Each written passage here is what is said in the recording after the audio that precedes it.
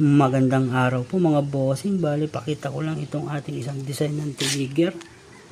Ayan siya mga bossing. Oh. Bali, tukak lang siya mga boss. Ayan, dalawa. Pwede nyo gawin tatlo mga boss. Bali, mas madali itong gawin kaysa dun sa una nating design. At saka mas malambot siya. Paras lang pala, malambot. Malambot siyang kalabitin mga bossing. Ayan. Pero mas madali itong gawin mga boss. Ayan siya mga bossing. Ayan. Bali, yung kanyang kalbitan ay iweweld lang natin dito mga boss sa dulo. Ayan, ganyan sa mga boss. Ayan o.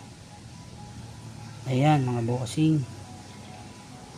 Kung naghahanap kayo ng design ng trigger, ayan, napakalambot ito mga boss. Kalabitin. Ayan. Bali, hindi ko to design mga boss ha. Ginaya ko rin lang to, kaya huwag nyo akong i-bash. Ayan. Ayan mga boss, dito ang spring nya.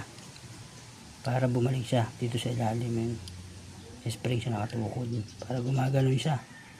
Ayan, bali yung dito. Ayan. Pakita na lang ulit natin. Gaya pa rin ng dati. Adjustable pa rin yung kanyang power. Ayan mga boss. Maraming salamat po. Sana may makuha ko yung idea.